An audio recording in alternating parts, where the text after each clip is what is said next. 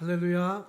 예, 하나님의 크신 은혜와 우리 주 예수 그리스도의 평강이 사랑하는 태연의 성도들과 가정 위에 함께 하시길 축복합니다. 오늘은 본문 말씀을 중심으로 잊을 수 없는 언약으로 라는 제목으로 함께 은혜를 나누기를 원합니다. 오늘 본문 말씀은 예레미야 선지자를 통해서 선포된 말씀인데요. 하나님은 회개하지 않는 유다의 죄악, 예루살렘의 죄악으로 인해 남유다 왕국에 커다란 심판이 임하게 될 것이고 나라가 망해 바벨론에 의해서 포로로 끌려가는 일이 있을 거라고 말씀하셨습니다. 그리고 시간이 지난 후에 그들을 끌고 갔던 바벨론이 망하게 되고 70년 후에 자기 백성들이 자기 땅으로 되돌아오게 될 것이라고 약속하셨습니다. 돌아오는 백성들은 이전에 죄 많은 패역했던 사람들이 아니라 신실한 하나님의 백성이 되어서 돌아온다고 약속하셨습니다.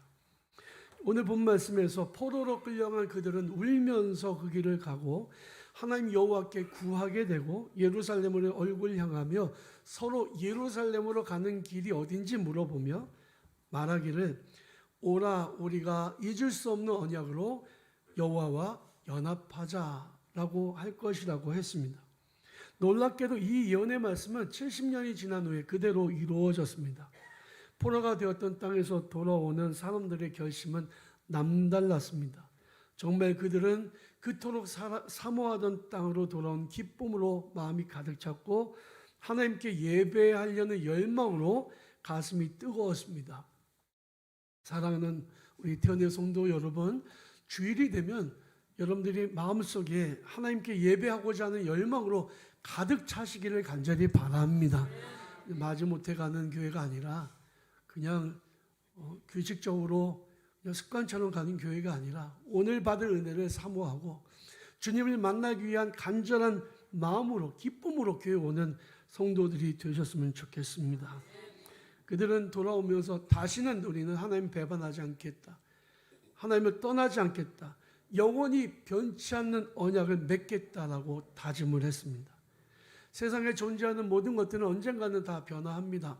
여러분, 어떤 분이 맛있는 빵을 사왔다고 생각해 보세요. 호텔에서 아주 비싼 그 빵을 사왔습니다. 그런데 그 빵이 이제 며칠 지나서 썩고 곰팡이가 났다고 생각해 보세요. 그러면 그 빵이 이전과 똑같은 가치를 가지고 있나요? 아니죠. 아무리 비싼 돈을 주고 사왔어도 쓰레기에 불과합니다. 먹을 수 없는 거죠. 이 세상에 존재하는 모든 것들은 다 부패합니다. 그러나 변치 않아야 될 것이 있어요. 그게 뭐냐면 하나님을 향한 우리의 사랑이고 우리의 믿음인 줄로 믿습니다. 세상 흔들리고 사람들은 변하여도 우리 믿음은 절대로 변질되어서는 안 된다는 거예요. 변질되면 아무리 우리가 대단한 믿음을 가지고 있었다고 할지라도 그것은 아무런 소용이 없는 것이 되고 말 것입니다. 문제는 우리의 믿음이 변질될 수 있다는 거예요. 한번 내가 믿음을 가지면 안 변하는 게 아니라는 거죠. 그러면 무엇 때문에 우리의 믿음이 변질되느냐를 아는 게 중요하겠죠. 첫 번째는 이 세 가지 요소가 있는데 첫 번째는 사람들입니다. 내 주변에 내 믿음을 변질되도록 만드는 사람들이 있으면 안 돼요. 만약에 내 주변에 술을 좋아하는 술꾼이 있으면 나도 역시 술을 마시게 되죠. 내 주변에 도박을 좋아하는 도박꾼이 있으면 나도 도박을 하게 됩니다. 내 주변에 있는 사람이 악한 사람이면 나도 악하게 돼요. 내가 아무리 믿음을 가지고 살려고 해도 그렇게 되지 못한다는 거죠. 특별히 내 주변에 있는 사람이 믿음이 없거나 아니면 안티크리스찬이면 정말 그 문제는 심각해집니다.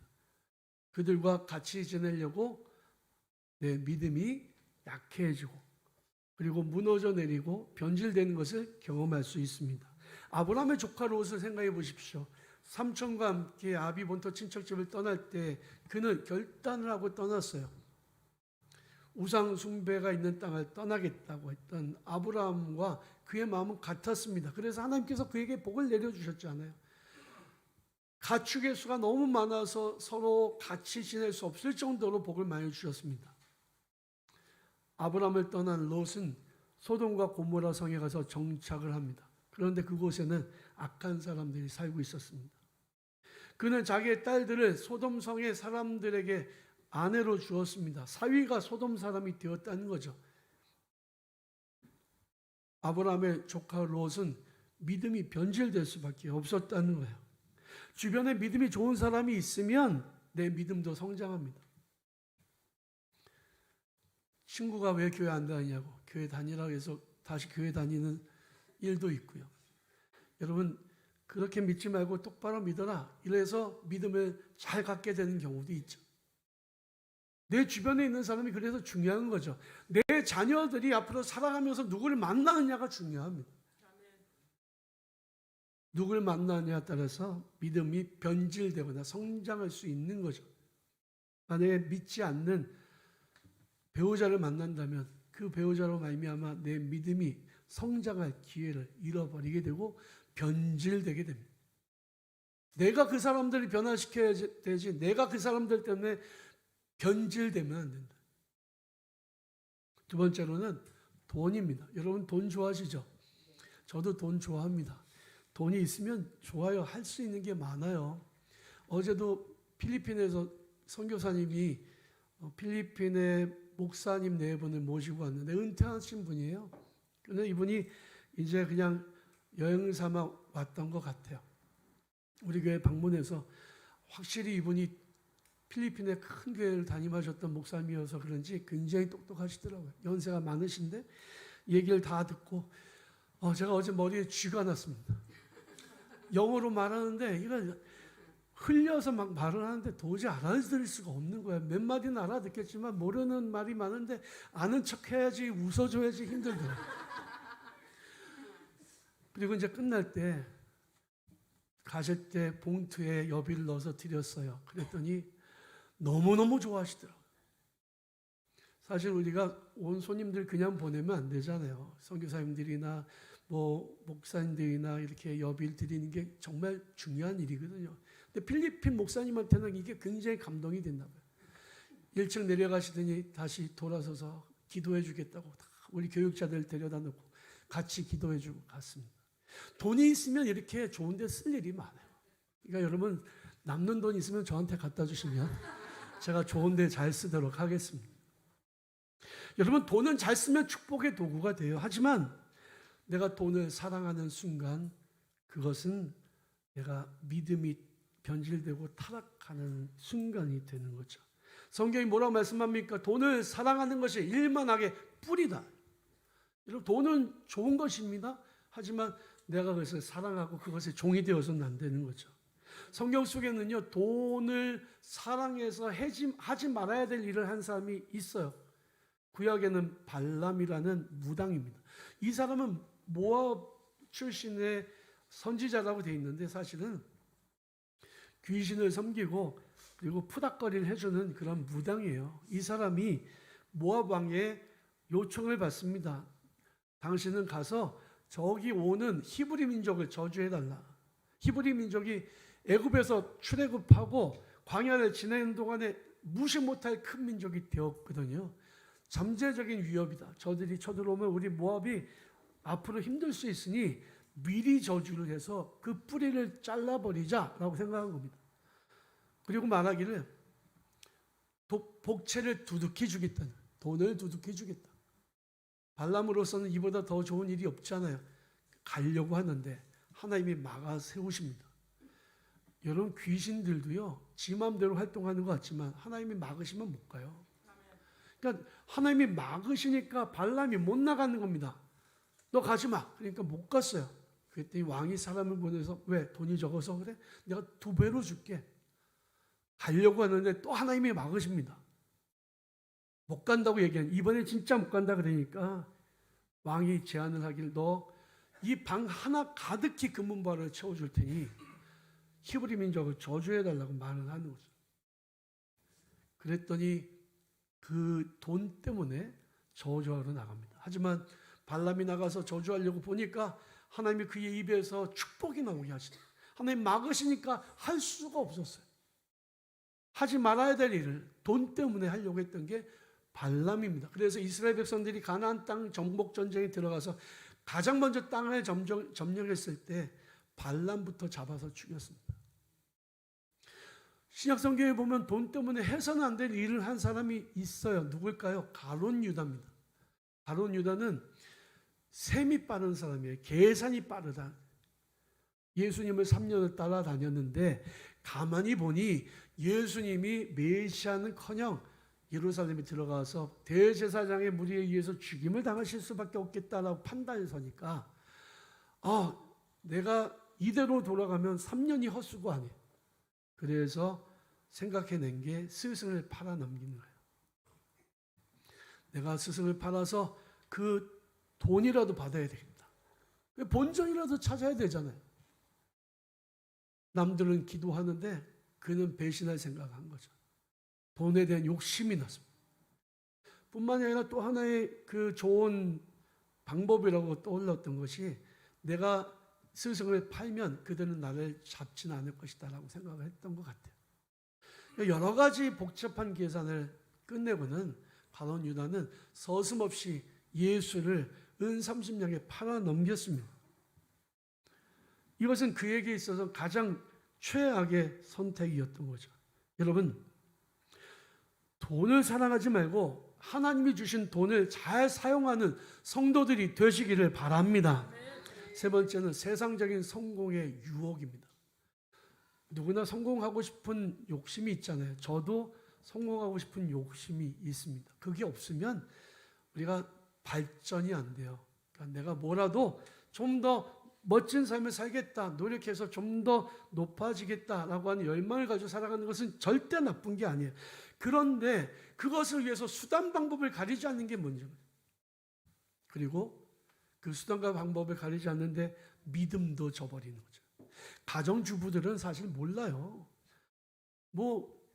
집에서 살림을 하는데 이게 내가 성공하기 위해서 믿음을 저버린다? 이거는 이해가 안 가는 얘기지만 직장생활 하는 사람들은 이해 그냥 확 와서 다 할 겁니다. 내가 믿음을 선택하느냐? 아니면 내가 승진을 선택하느냐? 맨날 직장 상사가 술 먹으러 가자고 하는데 내가 크리스찬이야. 내가 갈 수 없어. 그런데 안 가면 인사고과에 좋은 점수가 안 나와. 어떻게 안 가겠어요? 가야지. 가다가 보니까 주일날 또 골프 치러 나오라고 해. 안 갈 수 있어요? 가야지. 왜? 승진하려니까. 내가 세상적으로 성공하려니까 믿음이 걸거쳐. 믿음 버리고 가는 거예요. 믿음이 변질되는 거예요. 여러분, 집사가, 권사가, 장로가 타락하는 모습 얼마든지 볼 수 있습니다. 목사들도 타락해요. 여러분, 그러니 믿음이 안 바뀐다고, 변질되지 않는다고 누가 말할 수 있냐 말입니다. 조심해야죠. 내가 세상적으로 성공하는 것보다 내가 주님께 인정받는 게 더 중요해요. 우리가 성경에 보면 자기 성공 위해서 정말 끔찍한 범죄를 저지르고 배신하고 이런 이야기를 많이 찾아볼 수 있습니다. 사무엘상 21장에 보면 도액이라는 사람이 나오는데요. 이 사람이 에돔 사람이에요. 그러니까 에서의 후손입니다. 그런데 이 사람이 사울 왕의 목자장이었어요. 그에게는 믿음이 있었던 것 같아요. 그래서 노비라고 하는 곳에 성소가 있었는데 성소에 가서 하나님 앞에 있었더라라고 성경은 기록합니다. 하나님 앞에 있었다는 얘기는 제사를 드리거나 기도를 하거나 하고 있었다는 뜻이죠. 그런데 그의 눈에 뭔가 하나가 보였습니다. 도망친 다윗과 일행이에요. 아히멜렉 제사장이 그를 만나더니 배고프다 하니까 진설병을 줘요. 또 무기가 없다고 하니까 골리앗 장군의 칼을 보관하고 있었는데 그것을 다윗에게 줘요. 이 모습을 지켜본 도액은 그 자리에서 바로 사울 왕에게 달려가서 고자질을 합니다. 아히멜렉이 당신이 미워하는 다윗을 위해서 먹을 것을 주고 칼을 줬습니다. 사울 왕이 화가 머리끝까지 치솟았죠.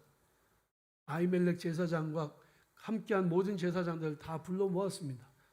그 자리에 딱 한 사람만 못 가고 다 갔다. 그 자리에서 사울이 도액에게 85명의 제사장을 다 죽이라고 명령을 내립니다. 아히멜렉 제사장과 그와 함께한 제사장들이 그의 가문이 그 자리에서 몰살을 해요. 딱 한 사람만 살아남았습니다. 그리고 도액이 원했던 것은 자기의 성공이었을 것입니다. 그러나 더 이상 사울에게는 제사장이 남아있지 않았고 암날을 하나님 앞에 기도하고 구할 수 있는 그런 제사장들이 없어서 결국에 사울은 멸망할 수밖에 없었다는 거예요. 단 한 사람 아비아달만 에봇을 가지고 도망쳐서 다윗과 함께했고, 그리고 믿음의 정통성을 지켜서 다윗이 이스라엘의 왕이 되는데 큰 이바지를 하게 됩니다. 성공에 눈이 멀면 얼마든지 죄를 저지르고 믿음도 저버릴 수 있어요. 그러니 우리는 조심해야 됩니다. 사실 남유다 왕국과 예루살렘 성이 멸망했던 이유는 단 한 가지예요. 그들이 생수의 근원이신 하나님을 버렸기 때문입니다. 예레미야 17장 13절에 보면 무릇 여호와를 떠나는 자는 흙의 기록이 되오리니 이는 생수의 근원이신 여호와를 버림이니이다 그랬습니다. 여러분, 절대로 여러분들의 믿음이 변질되지 마시기 바랍니다. 오랜 끝에 예언이 성취되고 다시 예루살렘으로 돌아오는 사람들은 그들은 서로 말하면서 격려합니다. 야, 우리가 절대로 이젠 우리 믿음 변치 말자. 변질되지 말자. 우리 하나님만 섬기자. 영원히 변치 않는 언약으로 하나님과 언약을 맺자라고 가는 거예요. 그 자리에는 느헤미야가 있었고 에스라가 있었습니다. 그들은 주님께 충성을 다한 후에 이렇게 기도합니다. 하나님, 내가 이런 일을 했습니다. 주님 위해서 이렇게 헌신했습니다. 저를 기억해 주십시오. 저는 세상에서 가장 가치 있는 삶을 산 사람이 누구냐? 기억해 주는 사람이 있는 사람입니다.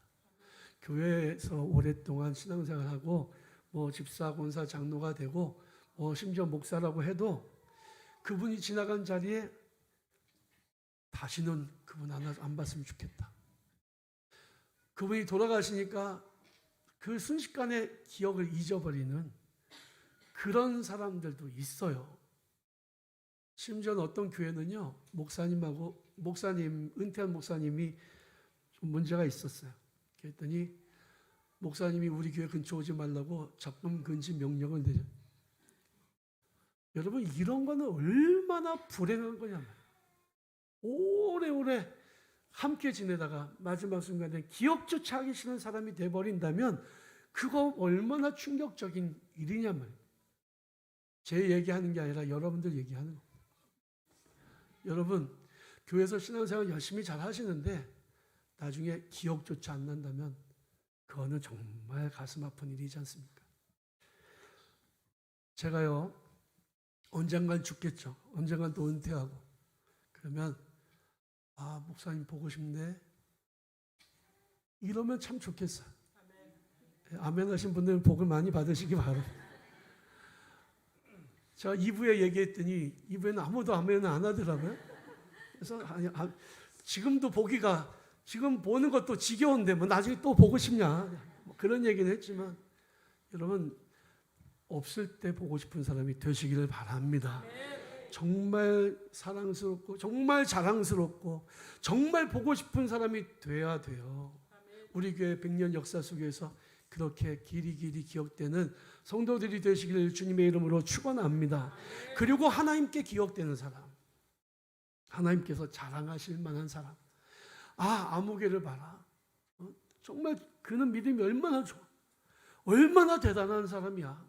하나님이 자랑하고 기억하고 정말 사랑하시는 사람이 되어야 됩니다. 올해 우리 교회 표가 꿈을 꾸는 교회, 꿈을 이루는 교회잖아요. 그래서 제가 꿈이 뭐냐 물어보고 자꾸 물어보는데 대답하는 것을 들어보면 너무 소박해요. 너무 사소하고 너무 개인적이에요. 어느 누구도 교회를 위한 꿈을 꾸는 분들이 있긴 있는데 없는 건 아닌데 너무 적어요. 하나님을 위해서 나는 어떻게 하겠다라고 하는 꿈을 가지고 있는 사람을 찾아보기 쉽지 않아요. 내 욕심 대로 생각하는 게 꿈이 아닙니다. 하나님의 영광을 위해서 내가 꿈꾸는 게 중요하다는 거죠. 우리 교회가 1984년에 개척을 했을 때 그때 동서울교회에서 갈라져 나온 약 40명의 성도들이 교회를 시작했다고 제가 들었어요. 그때 없었으니까. 그리고 저는 이제 15년 전에 왔으니까 그 이전의 역사는 저하고는 상관이 없습니다. 그렇지만 저는 그분들의 그 창립 멤버들, 그 교회를 섬겨왔던 그 성도들의 헌신을 우리가 기억해야 된다고 믿습니다. 그리고 100년 교회가 세워지면 100년 후에도 그 이름들이 기억되어야 된다고 믿어요. 그분들의 헌신, 그분들의 그 기도의 자리는 잊어서는 안 됩니다. 옛날에는 교회 바닥이 마루였어요. 우리 지금도 마루지만 우리가 신발 신고 다니잖아요. 근데 옛날에는 신발 벗고 들어가서 제단 앞에 무릎을 꿇고 기도했습니다. 그러면 기도하던 자리가 눈물이 뚝뚝뚝뚝 떨어져서 눈물로 얼룩져 있고, 그리고 무릎 꿇고 기도하던 그 자리는 움푹 패어져 있었던 경우가 있어요. 교회를 재건축하면서 그것들을 다 버렸다면 너무 아까운 거죠. 그거는 박물관에 보관해야 된다.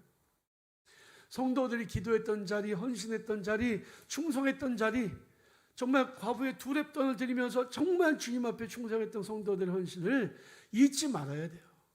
그런데 성도들도 잊지 말아야 되지만 하나님도 잊지 않으신다는 거죠. 우리가 어떻게 하면 하나님의 마음을 기쁘시게 해드릴까? 어떻게 하면 하나님께서 나를 기억하실까? 어떻게 하면 하나님의 마음을 감동시켜 드릴까를 우리는 생각하고 기도해야 합니다. 신촌 세브란스 병원에 가면 흉상들이 이렇게 입구에 서 있는데, 거기에는 우리나라 최초의 의료 선교사인 알렌 선교사, 그리고 뭐 또 이바지한 많은 분들의 동상이 있는데 스크랜턴의 흉상이 있어요. 세브란스의 흉상이 있어요. 세브란스는 누구냐면 한 번도 조선 땅에 와보지 않아요. 한 번도 조선 사람을 만나본 적도 없지만 이 일본 옆에 동북아시아의 작은 나라, 질병으로 고통받고 있는 이 조선인들을 너무너무 불쌍해서 거액의 헌금을 해서 제중원을 현대식 병원으로 바꿔준 사람이에요. 그곳에서 의사를 양성하고 질병을 고치고 환자들을 고치는 일들을 하도록 몇 차례에 걸쳐서 거액을 기부했습니다. 오늘날로 얘기하면 수십억 원을 기부한 거죠. 그리고는 자기 후손들에게 이분이 돌아가시면서 유언을 남겼습니다.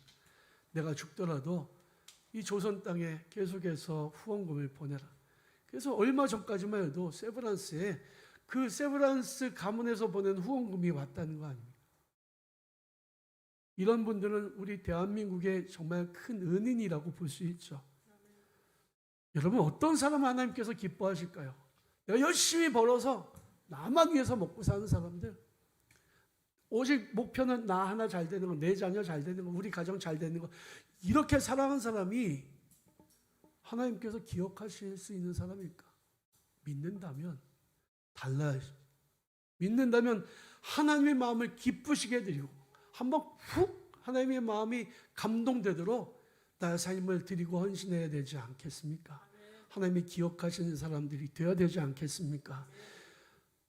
영원히 변치 않는 언약으로 하나님과 연합하는, 하나님의 마음을 기쁘시게 해드리고 하나님께서 기억하시며 성도들이 기억하는 그런 없어져도 보고 싶은 복된 성도들이 다 되시기를 주님의 이름으로 축원합니다.